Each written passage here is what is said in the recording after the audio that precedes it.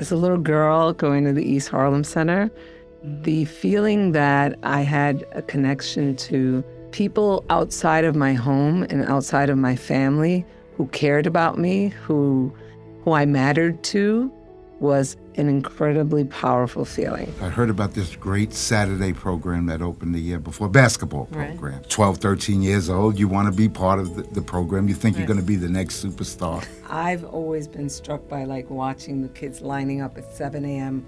on a Sunday to get into Millbank and play basketball. Yes. Well, David and I are blessed, right? And we're living proof that the relationships we build today come back full circle. But that deep part that is connection literally is coming through every single story. Inspiring is knowing the people we have that are working for us at Children's Aid. We are so incredibly lucky. So Absolutely. Lucky. Show interest in that child when you want nothing from them. You'd be surprised at what they give you in return. Growing up in the 70s and 80s, when we saw the commercial with the jingle, right? Yeah. It was like, that's me, I'm a Children's Aid kid. Once you hear somebody say, I was a Children's Aid kid. That's it, instant family. We're instantly family. It's Welcome to Every Step of the Way. I'm Georgia Boothe, Executive Vice President at Children's Aid. And I'm Phoebe Boyer, President and CEO of Children's Aid. As we close out season 2 of our podcast, we've had some incredible stories. Stories of belonging, stories of resilience and transformation. One of the things that's so powerful of the individual stories is it's all about the human connection and how people come together as in a sense of community. We're going to spend a little time today reflecting on a few of our favorite episodes. That's going to be hard to choose, Georgia. That is very good. It's going to be very hard to choose because I know we both have lots of favorites. Yeah. We're going to take some time to look at some clips from the episodes and talk about them a little bit. One of my favorites is the one I hosted with Karina, listening to her talk about her connection with her mentor. Yeah. Let's take a look at that one. At a point in time, really was not taking proper care of my mental health. I wasn't relying on my my supports. I thought, hey, I'm good now. I don't need to be bothering people anymore. I'm good. I could do this on my own. And I was wrong. And at one point, I moved upstate. I went upstate for a little bit and to stay with some family there. And I started going to therapy. And my therapist, I had a mentor, Eva, who has been amazing. She, I met her in high school and she's been so supportive. She even, when I came back from that leave of absence, my kinship foster parent left the state and Eva opened her doors to me to come and stay with her. But at this time that I had taken the leave of absence, I had gone a whole year not speaking to her because I was ashamed of myself. And my therapist at the time, kept telling me for homework, call Eva, call Eva. And I would come back every week and tell her I didn't do it. And one day she handed me the phone and she said, call Eva right now. Tough love. I called her. And I was so scared and I thought that she was going to berate me and yell and be rightfully so. And the first thing she said was, oh my God, Karina, come home. Come home. Come back. We miss you. We love you. Whatever you're going through, we can get through it. Another thing that I know I struggled with was asking for help. Mm-hmm. I thought I had to do everything on my own. When I was young, there was always that, don't let folks into our business. Don't air out your dirty laundry. Right. They don't need to be in your business. No, it's not about that, right? It's okay to find people who are safe, who are supportive, and who can help you because nobody does it alone. Karina is such an incredible inspiration, Georgia, and the power of that relationship clearly made such a difference in her life. Absolutely. Karina is just a great example of what resilience looks like. And one of my favorite things that she said in there is this idea that resilience is not just about the individual. It's about the people and the relationships that you build. So that will always stick with me. Absolutely. I think the piece for me that Karina said, and I think runs through all the stories that we're going to talk about today, has to do with thinking you'd have to do this thing called life by yourself, right? That you have to go it alone. And I think in each one of the stories, we hear about the power of those connections and the sense of community, and it's a lesson to all of us. Absolutely. We don't walk through life alone at all. Absolutely. It would be really boring if we did. It would be certainly boring. I wouldn't want to be doing it without you. So That's true. So I have to tell you that one of my favorite stories is about Chanel, who I actually met in a meeting. She recounts this story. That's not my favorite part, though, because she says my favorite words that I hear sometimes in different settings when somebody says, I'm a children's aid kid, and I literally melt. So that could have been my favorite part of her story. However, the part that I loved the most was the story that she tells about her camp counselor. Maybe we can see that clip. I do have this core memory, it's one of my favorites. I was in after school. It was Halloween. It might have been like first or second grade. I was Cinderella. Now, again, this is the 90s, so in place of a glass slipper, I had a little jelly sandal. It was clear with silver glitter. Either me or my mom, we forgot to pack my jellies. And so now the costume is ruined. I'm in the bathroom, I'm crying, and I just refuse to come out. And my after-school teacher, her name, I don't remember her full name. I know her first name is either Vanessa or Veronica. Vanessa, Veronica, if this finds you. Sorry that I'm not remembering the full name right now. But she was on the other side of the door talking me through, and she's like, Chanel, just like, come on, it's gonna be okay. I'm like, no, the costume is ruined. And she was like, just wear the shoes that you have.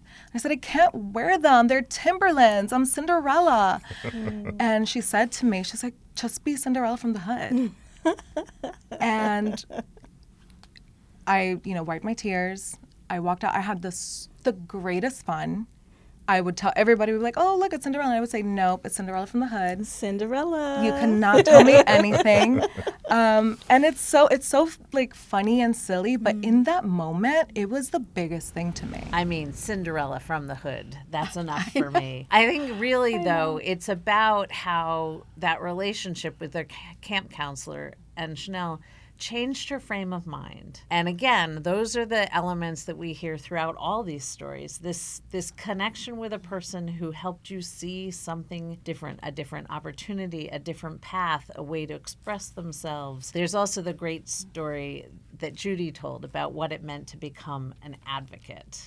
Absolutely. She was truly powerful, all from her connection to Children's Aid. That story reminds me of one of several themes that have literally ran like a river through all of the episodes. Was this idea of folks having such gratitude for the support and help that they've received, and the impact that had on their lives, so much so that they've taken up the mantle and they've decided that they want to pay it forward. They want to be there as a support. Karina went to social work school. Chanel's a researcher, worked in our programs.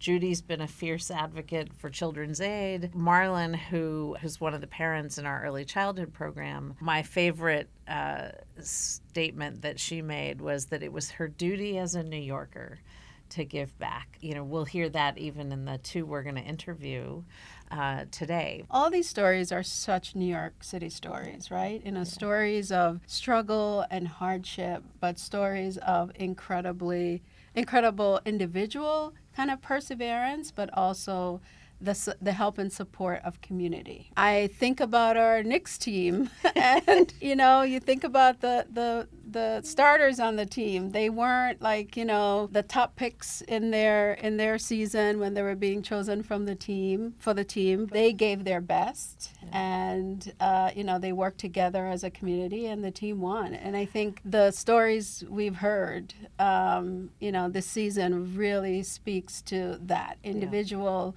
strength and perseverance and hard work. I love that you tell the Knicks story because there are so many themes from this season that I think are relevant to the work that we do at Children's Aid. Jalen didn't take the money for himself, right? That entire theme of I did something for the team, for the people I played with, who I belong to, and greatness came from that. And we're lucky enough to see that every day, that people are really working together in this incredible organization to make a difference in the lives of kids and families. Not every workplace is that much of a team. Certainly the Knicks are. However, I would put Children's Aid's team up against that team anytime. We have two of our star players, our star staff that are going to join us shortly, and we'll be able to continue this conversation with them. Fantastic. They are true exemplars. It's going to be fun. Yes. Hi, we're doing it again. Yes. One more time. Hey, David. How are you? Welcome. We'll be nice, okay? Yes, that's okay. We'll be nice It'll too. be fun. I would be remiss if I didn't mention the incredible team that we have at Children's Aid. I am so proud of our team and the work that they do every day, and we're going to get to talk to some of them today. Absolutely. About what As they I do. always say, none of us can do this work without our team at Children's Aid, and we're super fortunate to have two of our staff with us today. Hi, Frances and David. Hi. Welcome back to the podcast. Thank you for Welcome being back. here. Oh, and yeah, Thank Frances you is for a having repeat. us. Yeah. David, you and I are the newbies. Okay. Yeah, it's all right. Yes, Frances and I are a little bit more experienced, but not too much more. You'll help us through. Yes. Absolutely. Absolutely. So, the theme for season 2 of Every Step of the Way is connection, right? And the importance of connection in our lives. Folks that grew up in our programs and are now staff at Children's Aid, can you talk about your connection to Children's Aid, what that has meant for you as human beings, but also as employees at Children's Aid? Absolutely. As a little girl going to the East Harlem Center, the feeling that I had a connection to people outside of my home and outside of my family who cared about me, who I mattered to, was an incredibly powerful feeling. I can remember that there was the moment of, kind of running through the center and being stopped. And I think it was Rodney, the director, and he says, where were you yesterday? I'm like, huh? And I wanted to get to the room to play or whatever. And I was like, well, you noticed? There's so many kids here. Why did you notice me missing yesterday? Yeah. And he was just like, yeah, what happened? And I felt like, wow, somebody other than my mom and my family cares about me. I matter. And that it opened a world that I didn't know existed. And I think it gave me the courage to actually explore opportunities that I didn't think were possible for me. So I really feel like that connection is what unlocked set off my life's path. David, did you have the same experience? I would say following a similar path. I mean, originally, I heard about this great Saturday program that opened the year before, basketball program. 12, 13 years old, you want to be part of the program. You think you're going to be the next superstar. And then I found the program, and we went up there on a Saturday. And while it was funny because as I was thinking about coming to Connections, right, and connecting to programs that we were part of, the program was the hook.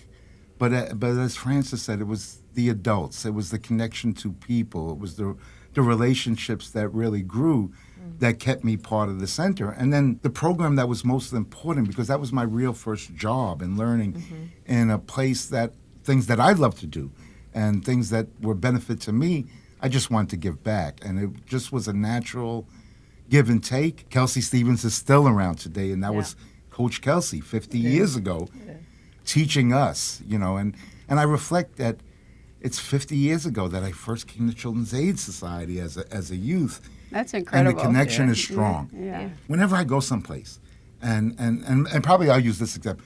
When me and Frances first started connecting and doing some work together, I was helping DJ and play music for the big prevention Christmas party. And then we found out, so there's the connection of working and we're supporting each other's role and what we do. And I see the benefits of the families coming and the hogs and the heifers. The professional connection. Yes. Right? But then when we found out that, I was a part of the East Harlem family as a kid, as my children went. And now to find out that a grandchild is at Frederick Douglass, right? And I came from Frederick Douglass as a kid and ended up in East Harlem. Victor who is Right. now the director of Frederick Douglass. So the connections run deep, but I think it's the relationships, but bound, because I think it's not just connected, because we're moving forward. One of the things that I shared with Georgia earlier, my favorite words whenever somebody introduces themselves to me and says, "Oh, and I'm a children's aid kid." Yes. It hits me deeply because it is, I mean, you two are such examples, such exemplars of that deep connection, having grown up in our programs, giving back to our programs. But you're not the only ones, right? Mm-hmm. And that is a really unique and extraordinary thing, especially in a time where people are coming and going and may have their professional relationship, but that deep part that is connection literally is coming through every single story. You all experienced it as kids. I'm curious, as staff, how do you build those connections with our young people? How do you teach our staff to have that passion about the work? Well, David and I are blessed, right? And we're living proof that the relationships we build today come back full circle. So Children's Aid not only supported us for a chapter of our life, but it became part of our lifelong story, right?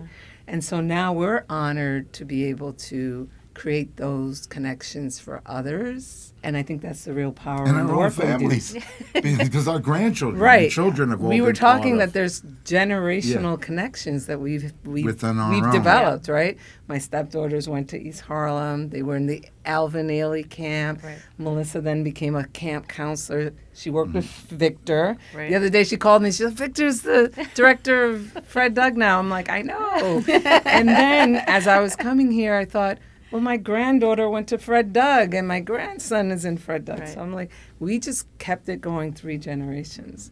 And now working in the programs like we do, we also expand to families and community that we are kind of, we said, we're passing the baton, right? At some point, they're going to continue this work. And it's just And I think really it's powerful. generational work, particularly between our community schools and our community centers. We serve generations of families. It's not maybe somebody comes in because they had a problem, right?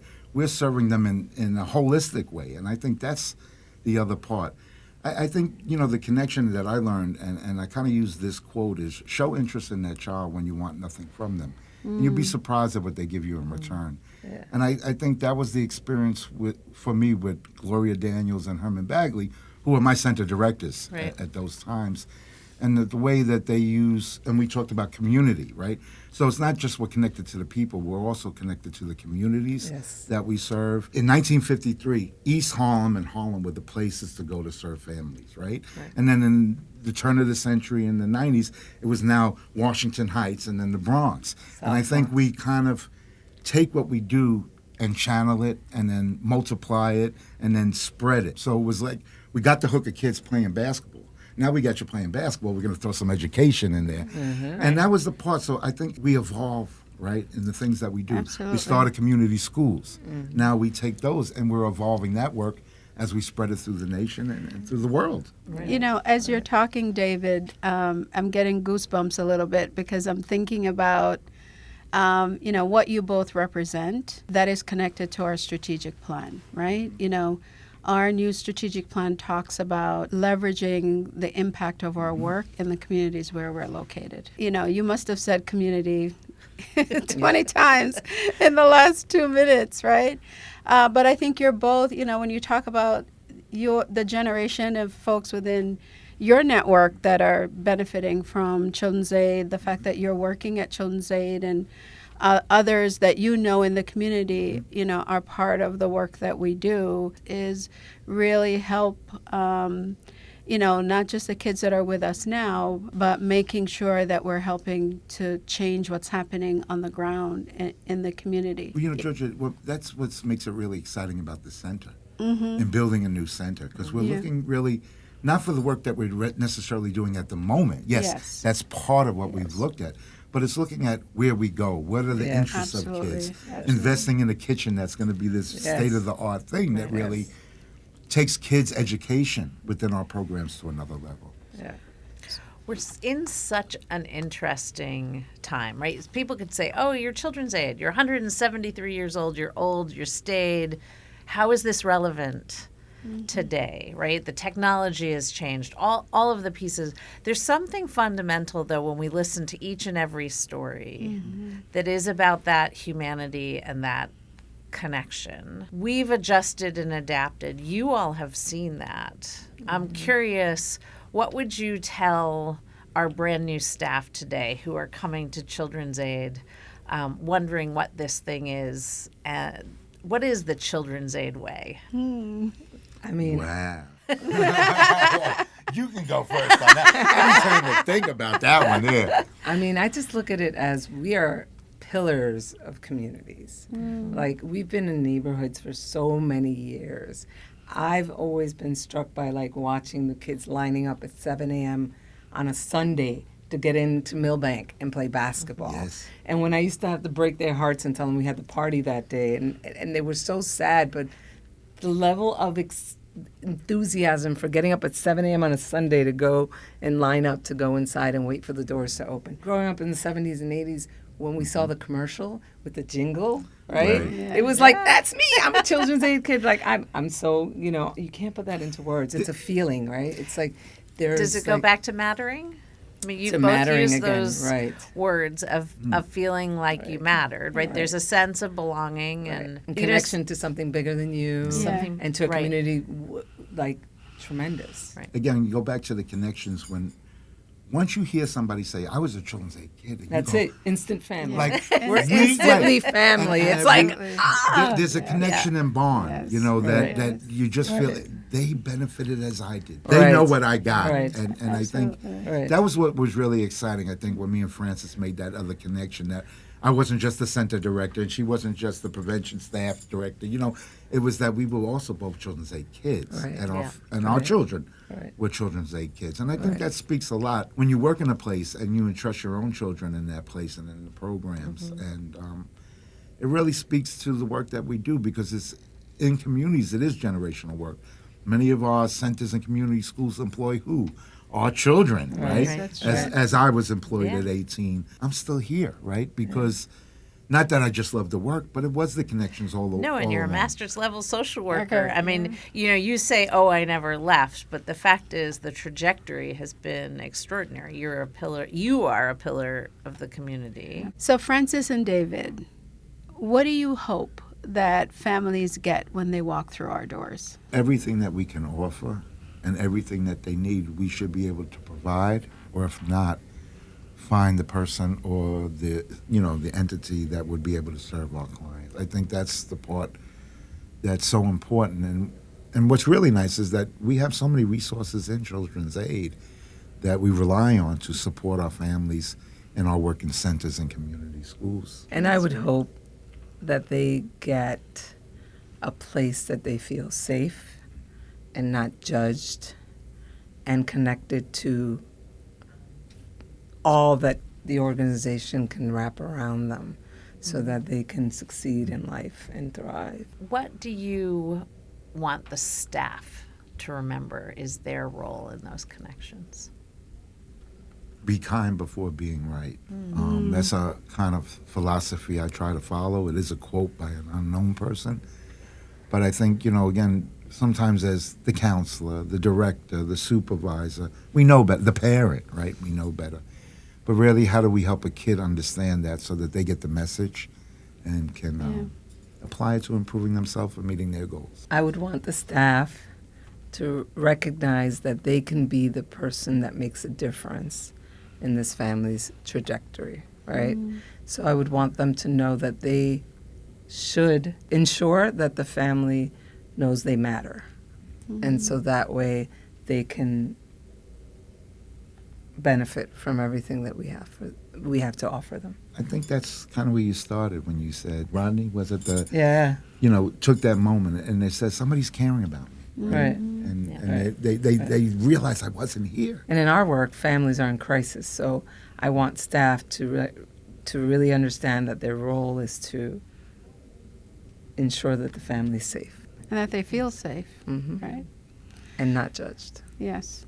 Absolutely. And they'll get through whatever it is they're facing. Yes. Absolutely. Yes. Every step of the way. Every step of the way. That is true. That is true. For the folks that are listening to this podcast, what's one thing you would want to leave for them? Get to know the people for who they are, and as we've said, value them. I think those are the most important. Come to Children's Aid. Be a part of Children's Aid. Be a part of Children's Aid in any way, as a client, as a staff, volunteer, get involved, but connect with us and be a part of Children's Aid. For a lifelong journey. That's Lifelong right. journey. Yes. Absolutely. Thank you, guys. This has been a great conversation. Really appreciate you being with us today. I don't know if you Thank you. No, I just want to say thank you for sharing your perspectives. You two have been with Children's Aid for a long time. Georgia and I are still, we've been here a while, but we're the new kids on the block. And I want to say thank you for teaching us so much about Children's Aid. I'd say it's now gotten into our blood as well. Differently, but absolutely the same deep connection. So thank you so much for taking the time. We and did being it. We here with infected us. them. It's very In the best easy. ways. It's very easy, and we thank you also for having us and the opportunity. And it was easier with two of us together than one. That's right. Than being on the hot It's nice seat. in the balance. Yeah, well, This is again, it's the work, and it's very easy to talk about what we do, and Yeah. we enjoy what we do. And Thank you. It's been a privilege. Yes, Absolutely. absolutely. I was in a meeting earlier today about the sector and feeling tired and exhausted and drained, and were people bringing enough joy and life into their lives in this nonprofit work. And we're facing really serious challenges. But for me, it's so empowering to be part of Children's Aid at this particular moment in time, where our kids and our families and our communities, we can be a part, we can be walking with them. I want to say they need us more than ever, but perhaps we need them more than ever. Yes. That's true. That is very connections. true. Connections. They go both Connections. ways. They do indeed. And connections They build do hope. indeed. Yes, They do indeed. They that build is hope. true. So, Phoebe, did you bring something to talk about that signifies your connection to Children's Aid? I did indeed, Georgia. This is one of the photos that we Oh, take. yes. As you know, every other year we get the whole of Children's Aid together for our staff summit. Yes. And there's always a picture at the end, which is my favorite because you see all that it takes to do this work, every single member of the team. And I could not be more proud to be a part of this team. It is a point of pride to me to be just in the midst of this group. Absolutely. Such amazing smiling faces. Like, I'm looking at the faces on there, like every single person is smiling. Absolutely. It's And it's also a amazing. day, interestingly, it's always a day of connection, right? This We're a is big group true. of people. This is true. And people make new Spread out connections. across 40 sites. That's exactly. right. So, But it's a day of when they're making connection, and I thought it was also fit with our theme. of the absolutely. podcast. I always Wow. feel like I'm learning so much every time I hear one of our team talk about their work. When I hear the stories of our families and kids, it's such an empowering and inspiring group of people. Without a doubt. So many themes came up during this season that I think are exemplified in our guests today. Not just your individual personal strength as people, but the relationships that you were able to build through our, they were able to build through our work at Children's Aid. The individual connections, the community connections, Absolutely. the place to go when feeling vulnerable. Absolutely. Without a doubt, are throughout the themes, both in our conversation with Frances and David, but in every single episode.